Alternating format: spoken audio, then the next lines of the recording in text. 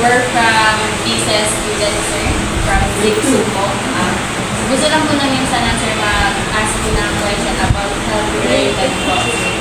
So, my question, sir, is what are the early warning signs of heat exhaustion and how can they be distinguished from heat stroke? So, early signs of heat exhaustion is heavy sweating. Full voice and pain. Okay, yung namumutla yung mukha. And then, yung mga limbs niya. Yung mga kamay, yung paa. And then, nahihilo, dizziness. Nausea, vomiting. So, dito ano na yun, or tinatawag namin ang triangle or sa blood perfusion. And muscle cramps, siyempre din, ang weakness, and pain. And also a blood pressure. Yung second question naman, sir, is what first aid measure should be taken for someone experiencing heat stroke? Should we immerse them completely in cold water? Ano? Definitely na. First, yung advice ko lang is you move the patient sa cold place or sa living. So, and then, loosen the clothing, cool the body, and hydrate. Yung bigyan natin ng tubig, pero konti lang, not too much. So the third question is, what are some preventative measures individuals can take to avoid heat-related illnesses during periods of extreme heat?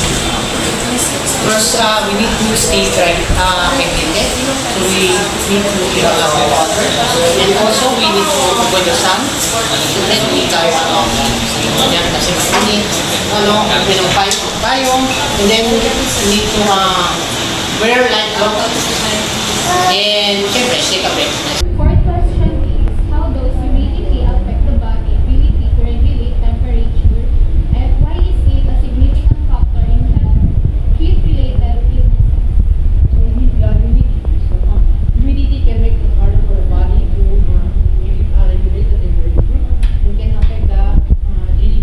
So, this will lead to discomfort, like heat-related illnesses and even death. Kailangan natin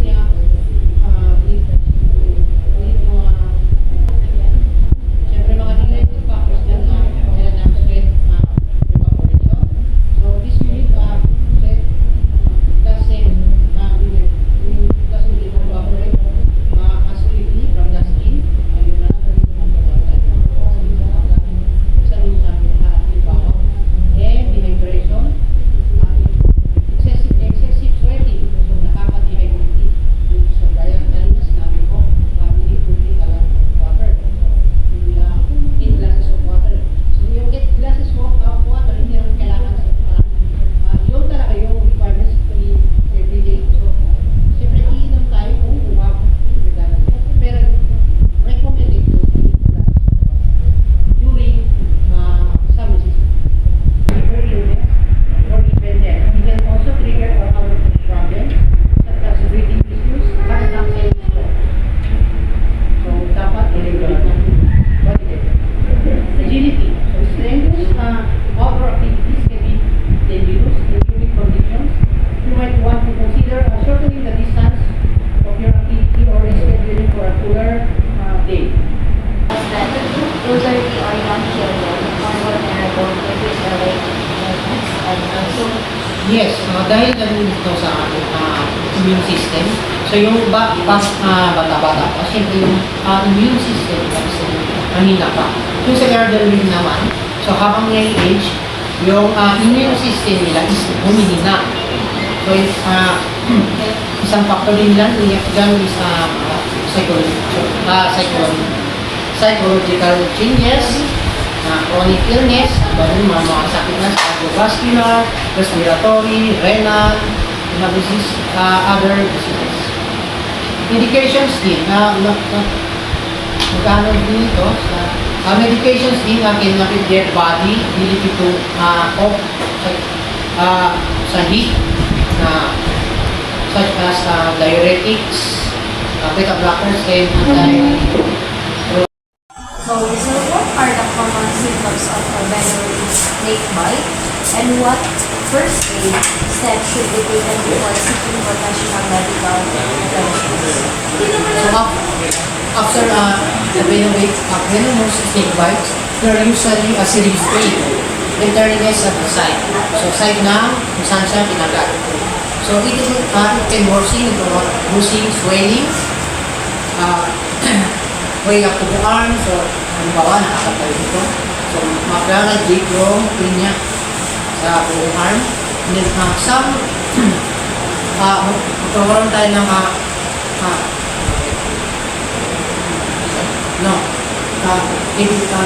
critic. Yes, labor bleeding or shortness of breath, feeling weak, and parang odd taste na sa So halimbawa din, pag nakagat tayo, we need to identify what type of snake or what type of snake na endemic sa isang lugar. Halimbawa din, paano din natin malaman kung nakagat tayo ng venomous snake or non-venomous. So venomous snake, so paano kung nakagat tayo ng ahas tapos hindi natin alam, halimbawa kung sa damuhan tayo or sa madilim na lugar. So paano natin malaman kung venomous yung ahas? So isang signs nito is yung bite marks. Bite marks niya is nakapang-puncture to parang yung kinagat ng vampire. Yung nakaganit. Ganun yung dalawang puncture. Ito yung puncture ng kanyang teeth, yung frontal teeth niya. So pag non-venomous snake naman, nakamark talaga lahat ng ngipin niya. So parang mark talaga yung ngipin niya. Galing sa yung size ng mouth. So yung treatment natin, pag hindi tayo trained na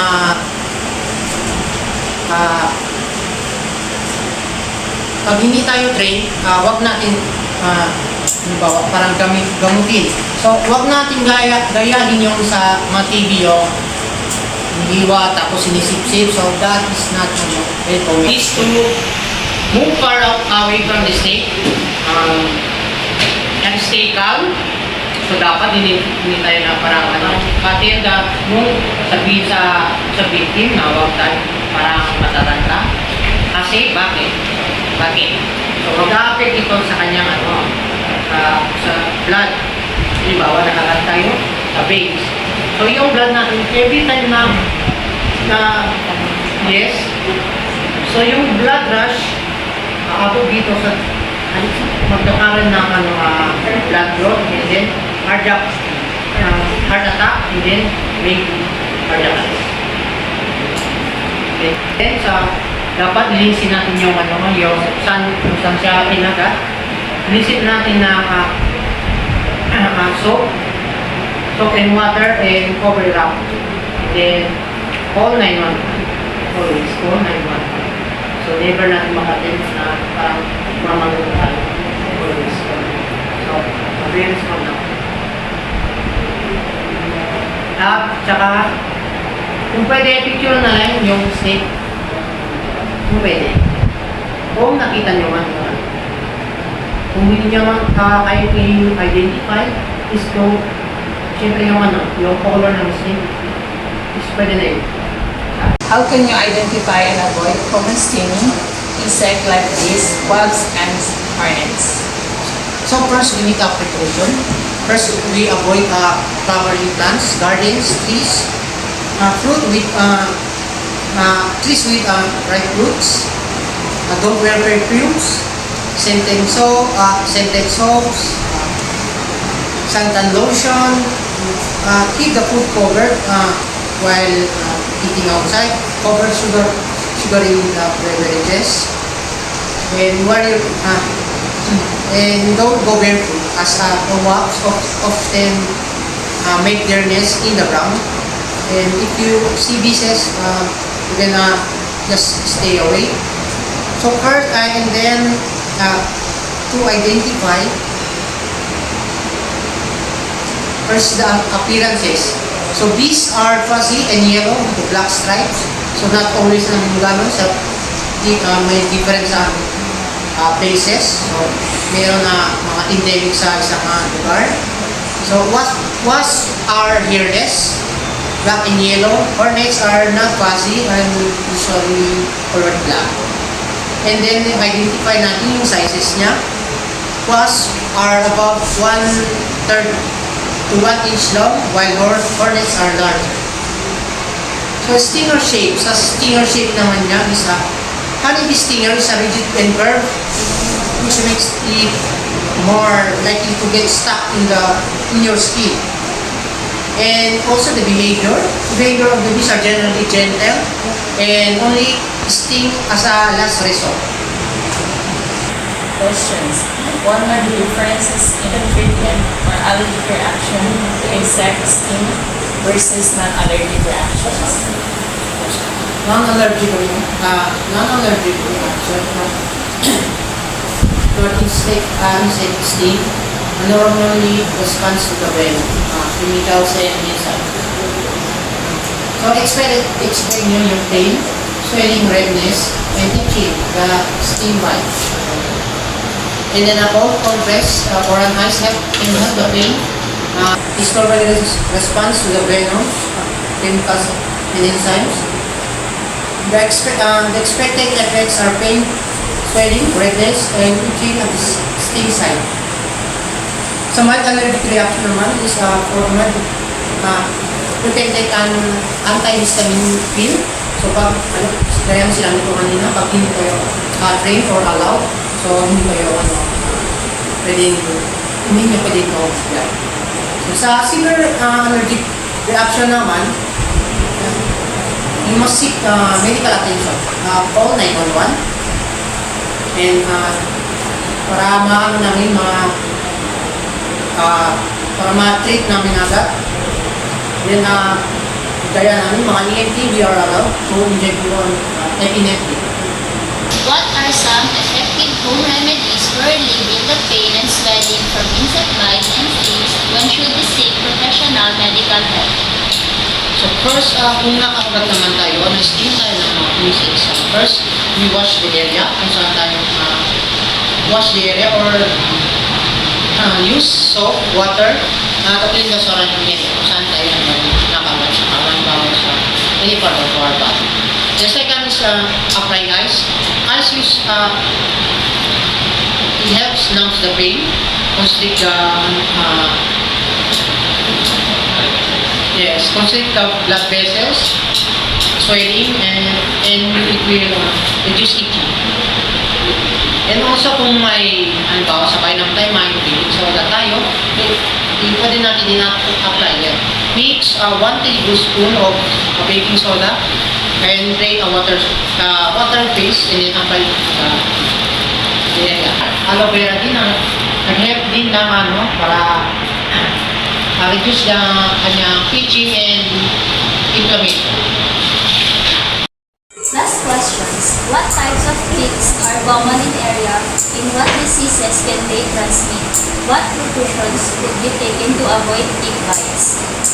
So, it depends kung saan yung area. It depends on the area. So, some species are endemic sa only in the Philippines. So, some species endemic sa ibang bansa lang. Ganun. It depends din kung ano yung mga diseases na area. So, ang tanging gagawin natin is to prevent yung tick-borne diseases.